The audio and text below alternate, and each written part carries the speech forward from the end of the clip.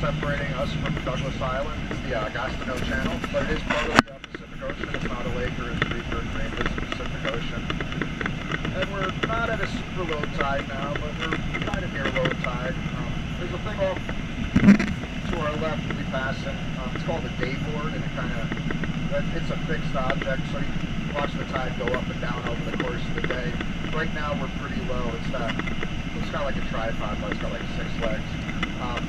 At our highest tide, the water will actually come up to that white sign just below the green. So now we're down probably maybe about 14-ish feet from our highest. Over the course of the day, we can swing as much as about 18 feet on the tide. Wow. Over the course of the year, I think it's like close to 30 feet from the highest of the year to the lowest of the year.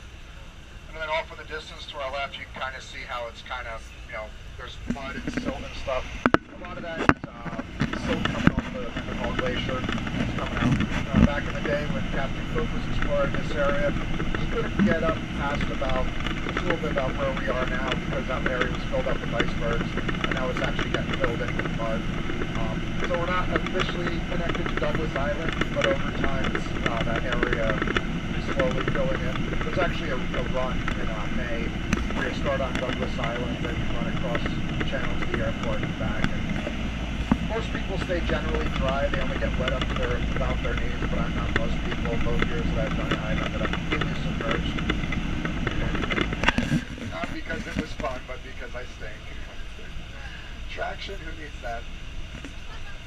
Just past our newspaper, Juneau Empire. It's a daily newspaper. We also have a weekly newspaper here, and then up in Anchorage there's the Alaska Dispatch, which is also a daily paper. That's our biggest newspaper, but get the local news here. It's also our radio center. We have a couple paid, regular commercial stations as well as a couple public stations. This area on the right, there's 2 lakes here actually. This is the first one. It's called Twin Lakes. Originally, that was the coastline of Juneau. In the 70s, after the oil boom, this highway was built, so that's why we have this very well-defined edge on our left. So originally that was salt water, but now it's fresh water in the lake. We got all kinds of fish, 5 kinds of salmon, halibut, cod, Dutchess crab, king crab, a whole bunch of other stuff I don't even know about over on the left. But I guess the city decides that's not enough fishing potential for the kids, so they stock these 2 lakes with trout. And they do a derby there, and I think it's May, derby for the kids. And then we just had our salmon derby about 2 weekends ago, and that was a fundraiser. As far as I know, that was a fundraiser for one of the high schools for their sports teams. You can see these flats here. At a high tide, all this stuff to our left, that'll be completely covered in water. It'll come up to maybe about 6 feet below the guardrail is about how high the water comes up at the highest tide.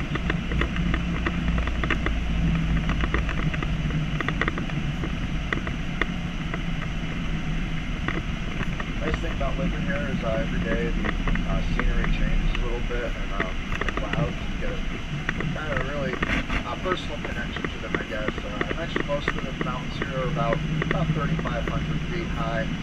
That ridge just to our right in front of us, that's the clouds right at the peak, that's Heinzelman Ridge. I believe that one's right around 2,800 feet or so. So you'll be able to see the clouds right there. Pretty cool. And you can gauge the height of the clouds by where they are on the mountains. Sometimes the clouds are cutting the mountains in half. Sometimes they look way high. But for right now, our ceiling's probably about just shy of 3,000 feet. Over there? That ridge was its name is Heinzelman. I'm not sure who it was named after, but it was just recently renamed with its traditional Tlingit name. But I will not try to pronounce it for you because I have no idea. And then right behind us is Blackerby Ridge, which is also named after, I believe he was a surveyor. And where the 2 ridges come together, there's a glacier up there, which you can't see at the moment, but I'll give you a good landmark so you'll be able to see the glacier. As I come up past this exit sign, look back and to your right, and you'll see the Walmart. Just look up above the Walmart, and you'll see Lemon Glacier. It's up in that ridge up there. Yeah. And you can see blue. And then also to the right of Lemon Glacier, now you can see, I think that's Ptarmigan Glacier to the right, and that's coming down from Valspar Peak. but not only do we have the Walmart here, we also have Costco, we have Fred Meyer, Safeway, and a couple other grocery stores. We're building a sportsman's warehouse out here in the valley soon. So we're pretty good for getting commodities. All that freight comes in on the barge, so as far as groceries, Yeah. imagine if you were to go grocery shopping in Seattle and what the produce looks like. Now, have that produce sit for an extra week before it actually gets to the store in Juneau. That's kind of what our produce is. Sometimes it looks good in the store. You get it home, not so much. That's nice to see my mom come by. I don't need my vegetables. We had an issue. Oh, there's the last airline taking off over there. They're sort of our only full-service air carrier here. Recently, Delta started offering 2 flights a day during the summer, and it'll be 1 in the winter. But Alaska Airlines has been here for 30 some odd years. They started out with another name and then they merged, but they're pretty strong. Their main hub is down in Seattle. If you want to get out of town here in Juneau and you're flying, if you're going to the lower 48 or somewhere out throughout the world, you're either going to fly through Seattle or Anchorage. We have, I think, 3 direct flights and maybe 3 or 4 indirect flights to Seattle every day, as well as the same amount going up to Anchorage. It's about 900 miles to Seattle. But if you get the direct flight, it's about an hour and a half. If you get the milk run, you make about 4 stops along the way. It takes about 6 hours, 4 of which is spent on the ground. So we have Alaska Airlines.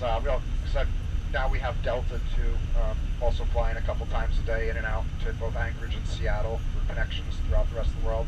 And then we have smaller services. We have Wings of Alaska and also Alaskan Seaplanes, and they fly to smaller communities. Places like Pelican, which is about 50, 60 miles from here. Only 84 people live in Pelican. It's a boardwalk. Probably back about 40 years ago, there was some fishing grounds there. In order for the fish to get processed, the fishing boats had to go all the way down to Sitka. They had to go about 100 miles south. So someone had a bright idea, hey, why don't we build a processing plant where the fish are? So he made this cannery right on the beach of this island, and his boat was named the Pelican, so that's how it got the name Pelican. So the little town sprung up along, it was just on a boardwalk.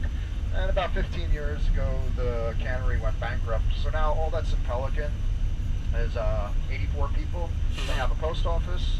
They have 2 cafes, 1 bar, and a liquor store. They don't have a general store or a grocery store, though. Pretty much the way they get groceries is twice a week. The ferry from Sitka comes in with groceries. So you put in an order to some company in Sitka, they load up a reefer van and put it on the ferry.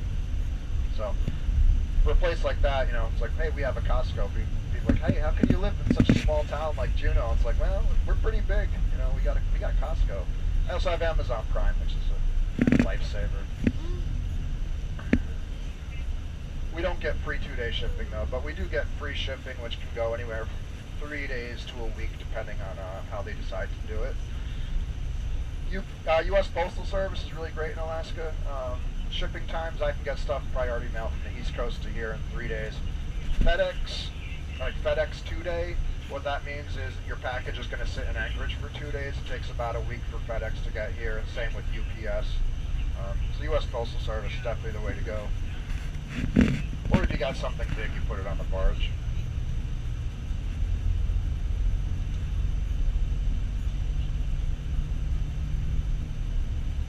So there's going to be a mountain on to our right here in just a second, and that's called Thunder Mountain. I believe it was Backpacker Magazine or Outdoors Magazine voted it one of the 10 best hiking trails in all of North America about 6 months ago. I totally disagree with that. I don't even think it's one of the 10 best in Juneau, but we do have a ton of trails. We actually have more miles of hiking and recreation trails than we do of roads. First, I might be upset because I got lost coming down from Thunder Mountain and ended up on the outside of the jail, and then I had to walk about 5 miles to get back to my car. So that might be why I didn't like it. But one of my favorites is actually Mount McGinnis, which the one right in front of us is Stroller White, and then just to the left of it is McGinnis. And McGinnis is about 4,600 feet high, and that's one of my favorite hikes here in Juneau. There's more trails than there is time here in Juneau. So speaking of hiking, we're not going to the zoo. We're going to a national forest. So any animals that are here, they're not animatronic like at Chuck E. Cheese, and they're not behind a fence like at the zoo. They are, and they're not on, you know, payroll or anything. They're just wild animals doing what wild animals do. So if you encounter a bear, don't run from it. Just kind of stand there and just talk to it. I know it sounds really stupid, and in practice it feels really stupid because I've done it. But it's kind of like talking to a dog. If you're kind of firm with the dog will kind of understand. Same thing, just talk to the bear like, hey bear, I'm here. Just, why don't you turn around, and then once you're safe, then I'll go my way. It really works. Also, porcupines, I can't be of much help with them because I'm deathly afraid of porcupines. They're scary, I don't trust them. But so you might see bears. Important thing to do is just stay on marked, established trails. If you do that, there'll be other people around. Also, don't get too close to bears. How close is too close? Everyone has their own ideas. But if you think you might be too close, you're definitely too close. If you can completely fill up the screen on your camera without using a crazy zoom, you're too close to the bear. You don't need to get a perfect picture because chances are someone's already taken a better picture. You can find it in a book. Also, so just kind of be aware of the bears and porcupines, like I said. Stay on trails. If there's a trail that says it's closed, please observe that. The Forest Service closes trails from time to time. Either we've had a lot of rain the past couple of weeks, so something might be washed out, or maybe there was some bears that, you know, were kind of hanging out in one area and they were afraid that the bears were getting stressed from too much human interaction. So please observe any markings that say it's closed. Also, as far as like food and beverages, this is a forest. We like to keep it clean. Nobody comes out, you know, with a vacuum or whatever. So really try not to take anything with you except what you actually need. Obviously take your cameras. You may or may not want like a wet light windbreaker, but feel free to leave stuff on the bus. I'm going to be sitting in a parking lot, not enjoying myself while you guys are enjoying yourself, so your stuff will be secure. Don't take any food with you because that is a bear attractant, and if bears become attracted to humans because they have food, then you get on the boat and you go home, and then tomorrow I go for a hike and I get eaten. And you might want that. Actually, I know a lot of people who want that for me. But unfortunately, Fish and Game, they also have their own bear management practices. So if a bear doesn't become accustomed to human interaction, they have to take other steps, which doesn't always work out well for the bear. So please leave all food on the bus. You know, bottled water is kind of okay. That being said, if you have some type of, you know, healthy fish and you think you might need a light snack to, you know, maintain your status or whatever, you know, by all means use your best judgment. You don't want anyone, you know, to get sick or injured or whatever. But if you've just been walking around with a bologna sandwich, you might want to take a bite later. I prefer it to left on the bus. Any garbage you do generate, there's garbage cans. Please use garbage cans. They are bear-proof. There's a little latch on the top. You have to slide your hand in and jiggle the handle, and then it'll lift up. Also, smoking. Really good. There's one designated smoking area. Where I let you off across the, it's not really round top, it's a teardrop, but across from that you'll see a covered canopy. That's the smoking area, so please only smoke in that area if you are going to smoke. Pretty much everything this way, just enter the Action National Forest area. Most of the things that you're going to want to experience should be forward of where the bus is, with one exception. There's a parking lot just to the left where I let you on, and there's a Steep Creek Trail is there, and double walk over Steep Creek. Sometimes that's a decent area for wildlife viewing. We'll have a pretty good idea when we drive past it. If there's a whole bunch of people there, then there's probably a good chance of wildlife over there. Otherwise, you're probably going to want to go forward of where I let you off. So when I come back, I'm going to be picking you guys up at 4:25. I'm going to pull up. I'm bus 252. My name is Dan. It says wrong coach on it. By 4:30, we have to roll. I don't know all your names. Actually, I don't know any of your names. So what I'm going to do is, if I'm short on people, I'm going to be walking up and down the bus line, just calling out my name because I remember my name.